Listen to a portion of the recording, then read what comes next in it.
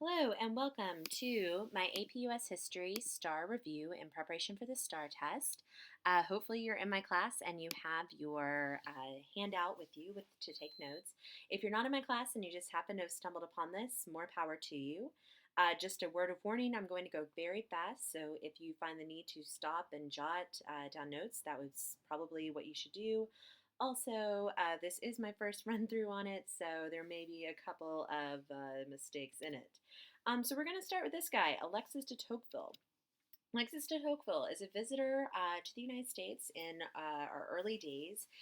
He notes that there are 5 values that he sees present in the American system. He writes about these, and these become really the fundamental tenets of really the American ideal that many people go back to.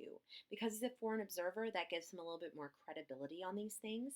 So when he's noting that he sees these things, it really has a little bit more weight than when Americans are saying that they see these things.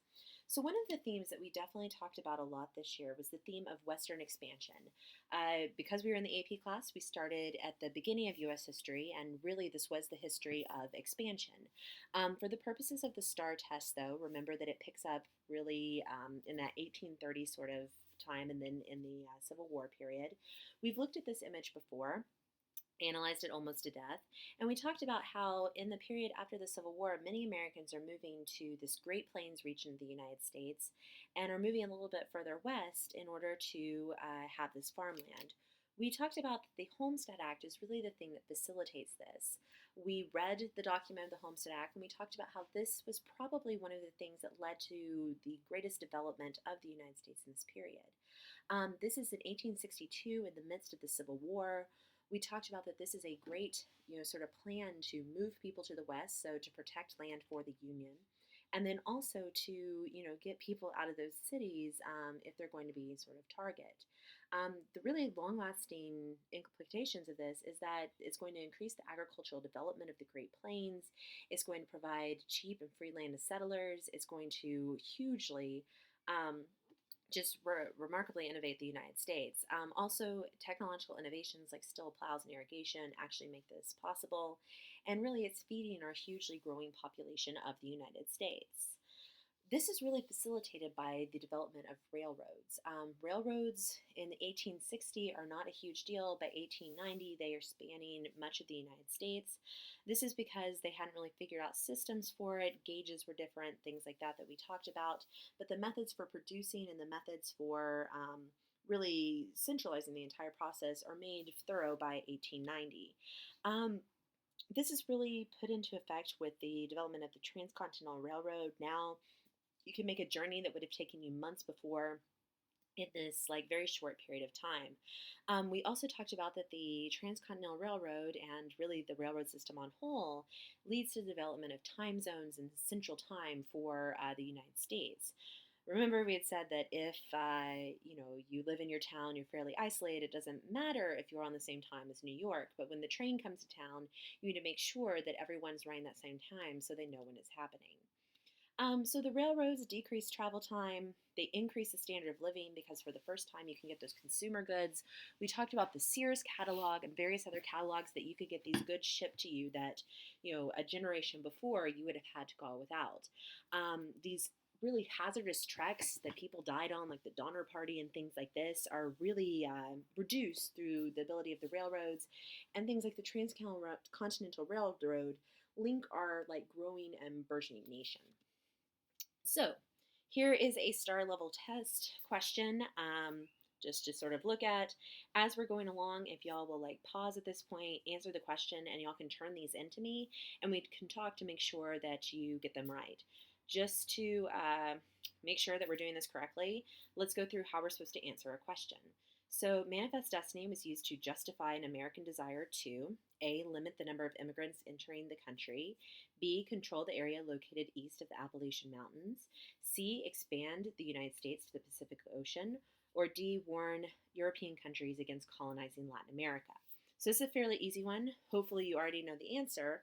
But remember, our first step is to make sure that we know all the words. We understand what exactly is being asked of the question. So it's just a simplistic identification question. What is manifest destiny for? So manifest destiny had nothing to do with limiting immigrants. In fact, we would want more immigrants to fill the land. The east of the Appalachian Mountains would make no sense again because that's the East Coast, New York, that sort of area. So that's already settled. Expand the United States to the Pacific Ocean is going west, so that makes a lot of sense. And then to warn European against colonizing Latin America doesn't make a lot of sense. That's later on in our expansion. So the correct answer is C. So every time you get to one of these, you're going to stop for a minute, answer it, go on. So here's another one. Homestead Act, stop, answer, go on.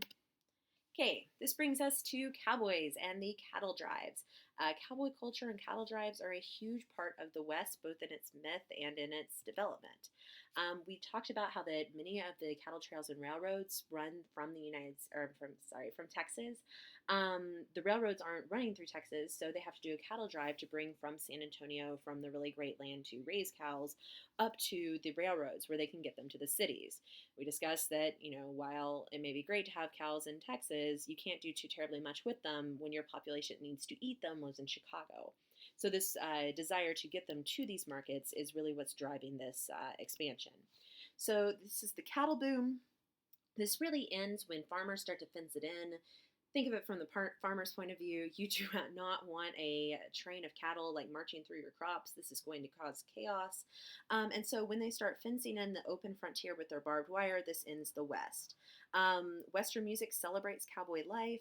We talked about Frederick Jackson Turner and his frontier thesis, that this was really this like spirit of America that's pushing it farther west, like continually looking to find things to reach new things. So that's the cattle boom. So the problem was there used to be people that lived there, and now we must move them. We talked about this much in U.S. history. We talked about starting as early as Jamestown, the issues between colonists and the native people that settled there. For the purposes of the STAAR test, you really need to know mostly about the assimilation process. Native Americans were forced to move off of their land, which they had been forced to do many times before, which we talked about, with Jackson, with everyone else. But the Dawes Act is what forced them to move even farther. It also was part of this sort of Americanization process, which made Native Americans basically assimilate into white culture. We saw the video from Into the West. We saw the the documentary with the man who was taken to one of those Indian schools. But basically the ideal is that they will fit better into U.S. society, therefore will be better if they are made to be more American. This is not usually done maliciously. This is done in the same way that it's done with immigrants, to try and make them fit into this dominant culture because this is the ideal at the time. So the end of the open frontier with the Homestead Act, people are encouraged to move west. There's no more free land available. After a certain point, the census is conducted. This is what I was just talking about with Frederick Turner. I warned you that this is the first run, so you may have to bear with me repeating myself. So people are moving west. There is no longer this like open space that you can go to, the safety valve where you can go west, young man, explore the open frontier. So this becomes a little bit of a crisis in the consciousness of America, which, when we talk about imperialism, is maybe going to be one of the reasons for, stretching to Cuba, to various other places. So you should at this point be able to summarize the main effects of Western expansion. If you cannot, go back, watch the rest of the video, or come talk to me before after school. Question, answer it. Question, answer it. Okay. So the main themes of Western expansion: people are moving west, the natives are treated fairly badly, which, again, understatement. Barbed wire is closing the frontier. If you know these three things, you got the main themes of Western expansion. If you can elaborate on them, you could probably answer an FRQ on the AP test about Western expansion. Okay, Gilded Age. In the Gilded Age, we are making a huge transition from a society in which things were mostly made at home, pre-industrial, to being made in factories. In world history, you talked about this Industrial Revolution. This is when the Industrial Revolution comes full force to the United States. So this is causing the rise of big business, because now you can make big machines, big goods, big profit. And this is going to cause a lot of turmoil in American society. because no longer is it this dominant small craftsman or small farmer. Now it's going to be people working in factories on machines. So, remember our Donut King. We love the Donut King. Donut King is a free enterprise. When they wanted to establish the Donut King, they bought the land, they got a permit, they set it up. It was not a huge hassle. This is really what big business grows on, is this idea of the free market of free enterprise.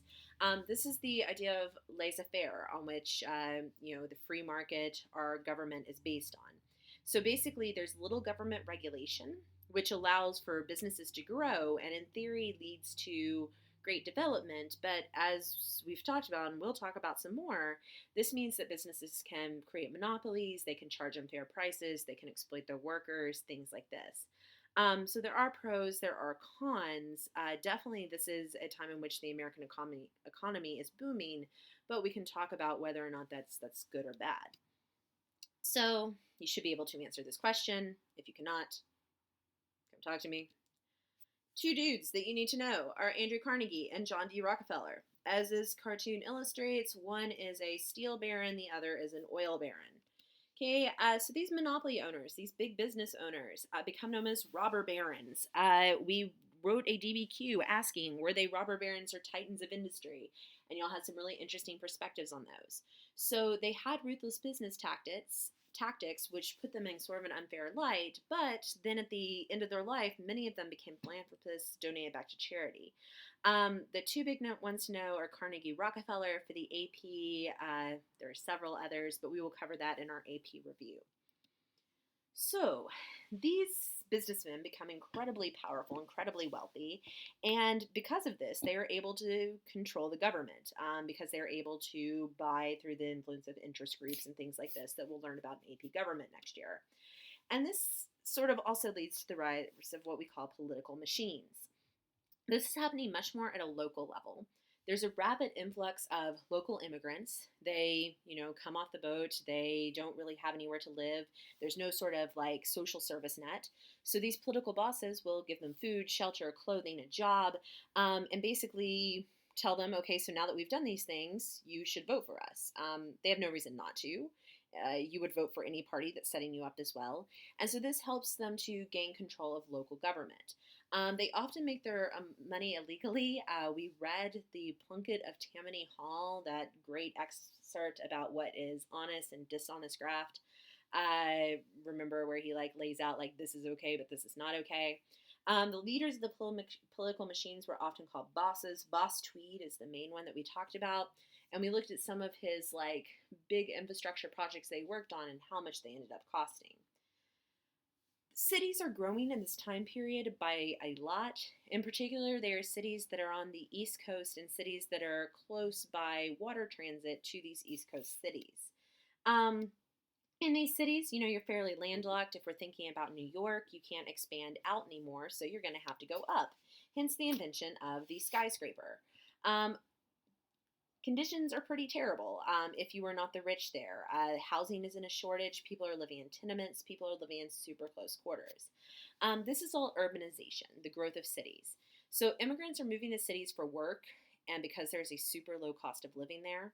The mass production of steel, the Bessemer process, leads to the growth of skyscrapers, the building of all of these huge buildings. The effects are that the cities are overcrowded, dirty, dangerous. The tenements are overcrowded. It's cheap apartments that are just pretty terrible to live in. But given the conditions that they were living in before, or given conditions that they could be living in otherwise, this is actually not as bad as it could be. However, many people are unaware of just how terrible the things are for these people during this time period. Question, answer. Question, answer. Okay. So speaking of immigrants, tons of people are coming to the United States during this time period. This is a time of incredible upheaval in Europe. They're going through recessions. There are various political issues going on, hopefully that you talked about in world history.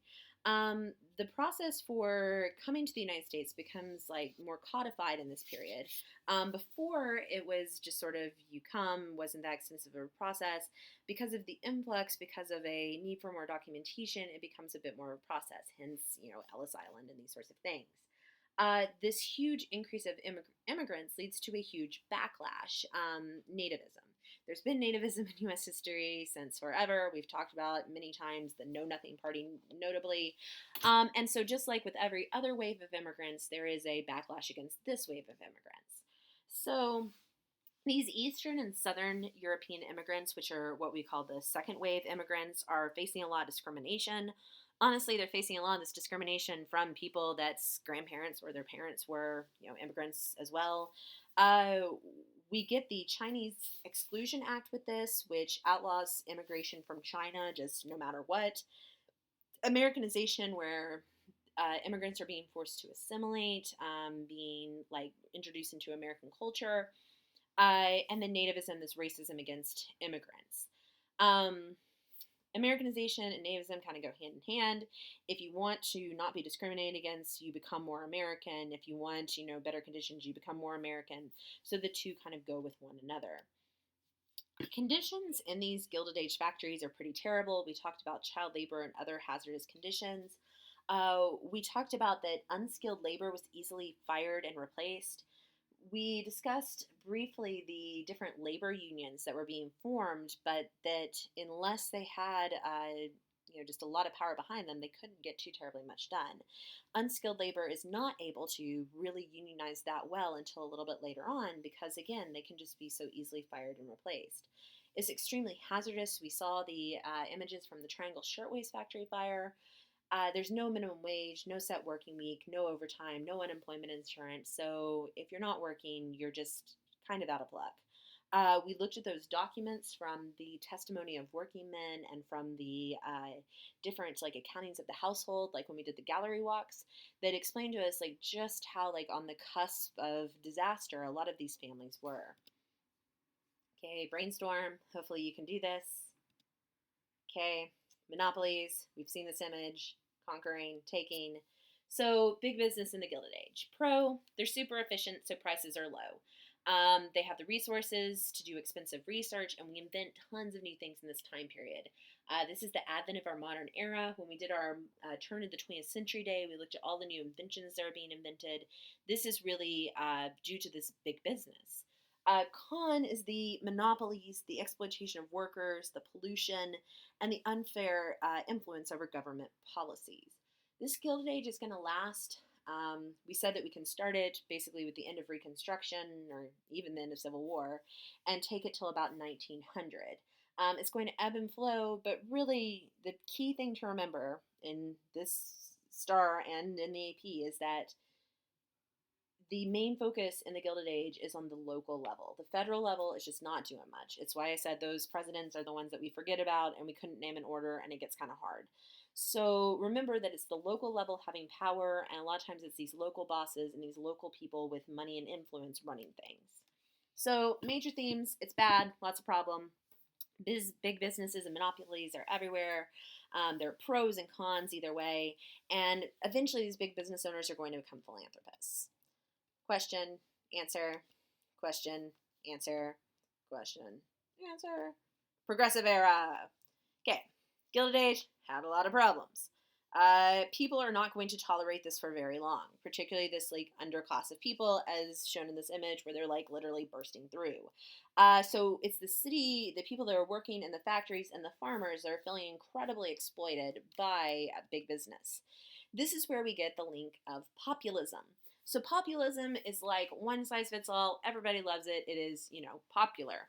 So this is a movement both farmers and laborers can get behind. One of the big issues that they're really both supporting is this free and unlimited coinage of silver to raise prices, increase the amount of money in circulation. We talked about paying back debt and things like this. We did that huge inflation activity. Remember that if you are poor, you want money to be worth, et cetera, et cetera. So the third party, the populists, generate all these ideas. People become really excited about these ideas, like a national income tax, direct election of U.S. senators. Their ideas become so popular that the Democratic Party, which has been not doing so hot since the Civil War, decides it's going to grab a bunch of this. And William James Bryan really latches onto this. He does that Cross of Gold speech that we looked at and will run with these issues for the Democratic Party. He is defeated by McKinley, and then, McKinley leads to Roosevelt. Explain third parties. Good. Okay, so progressive era, our big progressive era presidents are Roosevelt, Taft, and Wilson. For the purposes of STAAR, they forget that Taft ever existed, but we know that Taft is there and we love him. So, progressive era, third party, um, really influenced by these populists, these muckrakers, social gospel movement, all of these things. They passed legislation, bills to really promote the general welfare, things of this nature, give people greater control of the government. And this is where we see the Fed really taking more charge of things, and it's becoming less on the state and more on the federal government. Our important presidents, Teddy Roosevelt, Taft, and Woodrow Wilson. Okay, answer. If you can't, think about it. Question, answer, can't, think about it. Question, answer. Okay. So one of our Gilded Age problems is that like these big businesses are running our Senate and like really like crushing everything. What they decide is that they're going to do a civil service reform bill. This like basically says that anybody that works for the government, which are like cush awesome jobs, like being a teacher, means that they're going to be hired based on their merit. So you know all of your history teachers hired on their merit. So this is basically getting rid of that spoil system from our beloved Andrew Jackson, and basically like getting rid of this like paying like corrupt politicians for things. Civil service reform ensures that government employees are hired just based on their merit, their ability. So one of the big problems is that again, these like bosses are taking over everything. We're not having this a direct election of senators because our Senate is never elected directly by the people, which means that these like people that are really dominant in the legislative branch are not actually genuinely elected by the people. So the progressive solution is this direct election of senators, in addition to initiative, referendum, and recall. So initiative, referendum, and recall are the three that you always forget, but they're three basic reforms that give citizens more direct voice in expanding your participation.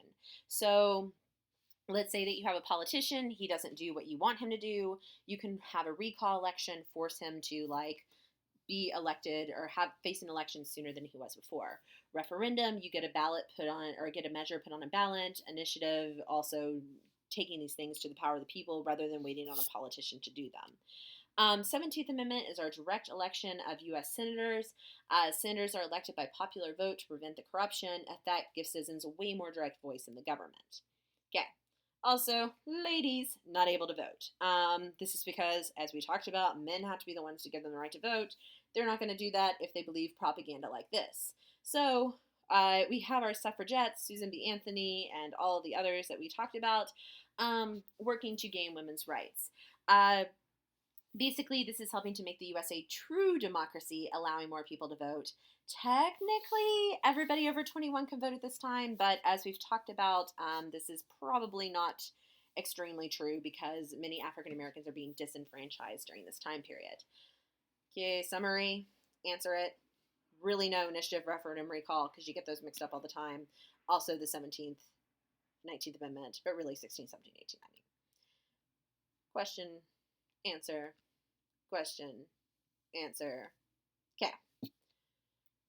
Trust, as you remember, is another name for a monopoly. These trusts are basically hijack in America as you see them being pirates, and good old Teddy Roosevelt is going to kill the bad trusts and take good trusts. So antitrust legislation is there. Remember, the Sherman Antitrust Act is there like 20 years before Roosevelt, just didn't really have much teeth and wasn't really like legislated. So it's under Roosevelt, but even more under Taft, that we're going to see lots of implementation of the Interstate Commerce Act and the Sherman Antitrust Act to give the federal government more power over these things. So they're going to break up monopolies. They're going to ensure that Americans are receiving more fair treatment on these things. So, terrible working conditions is a Gilded Age problem. The solution, strikes, various things like this to try and gain worker rights. So, labor unions are going to be formed. We talked about the Knights of Labor and various other organizations that were not quite as successful. But they are going to gain more and more power during this period because they're going to really gain the attention of the people. Remember that a lot of times labor unions face problems because they're kind of equated with socialism or communism. However, when people look at like burning women in a building, you got to say that's not good, and let's maybe get these things better. So, with the growth of these labor unions, we're going to see more changes being made. Okay. Our economy is super not reliable during this time period. We've looked at that image that shows like panic, recession, depression, all these things. And so one of the things that Wilson puts in is a Federal Reserve System to try and like give the banks an adequate money supply to the national economy. This is one of those like baby steps getting us to the more intense system that we get after the Great Depression. So this is all of our changes in monetary policy. From about 1900 on, we're having a lot of people talking about like how we can fix the economy, make the economy more stable. This has a lot to do with the fact that we've become this like giant industrial nation. We needed to trade with other countries. They want to trade with a much more reliable country. So populism has that silver gold debate. The Federal Reserve Act of 1913 established the Federal Reserve System, which is about how to control the amount of money banks lend and all these things that we just said. And then during the Great Depression, we're going to get all kinds of other laws that we will talk about again when we talk about the Great Depression. Okay. Income taxes are there, but they're flat and they're not, great or consistent. So we talked about that it wouldn't be fair if Oprah pays the same as a tenement lady. So the 16th Amendment gives a graduated income tax. All people are taxed according to their incomes and gives us the things that we need for our money and our economy. So remember, there are taxes go to play for, teachers, firemen, roads, all the various things that we need. So the 16th Amendment ensures that we have these basic things. Answer the question. Answer the question. Answer the question. Okay. The environment is not being respected during this time period because we feel like we have resources, and it's all about money. The problem is we feel like we're maybe like using up all this stuff and that perhaps we won't have these beautiful things like there when we need them. So you see the image of Teddy Roosevelt hiking around with Muir, and they're basically developing this idea of a national park system. So the national park system is this idea that we set up this like area under the public domain that people cannot mess with, that it's going to be set aside for future generations to enjoy the beauty, and then we're not just going to ruin all of the country. Decathletes know a ton of the history of this. The rest of you know a little bit of it. But the main reason that we have these things is because of Roosevelt and because these things are set aside. We can talk about Teapot Dome and things like that later. Gross, rats in your food, ugh, the jungle. Muckrakers. Muckrakers are journalists who expose the abuses of society and government to mass circulation. They expose all these corruption to sell newspapers. We call this because they rake up the muck, the dirt, the gross stuff. Jacob Riis writes about the tenements and how the other half lives. He has those like light shows where he shows you the pictures and you're shocked because you're a middle class and you're like, how do people live like that? Jane Addams is in the social gospel movement. She moves into the like middle of not a great part of Chicago. She and her ladies live there, teach classes, various things like this. This is the Settlement House. Susan B. Anthony working for women's suffrage. We have Upton Sinclair writing The Jungle. All of these things are muckrakers bringing attention. We talked about Ida B. Wells and other people that are a little bit later on going to be bringing more of society's ills to the light. Okay, so as stated, our food is gross. We gotta like clean that up. Teddy Roosevelt is reading all this stuff about how like his food is gross while he's eating his delicious like bacon sandwich for breakfast and decides that nope, this can't happen anymore.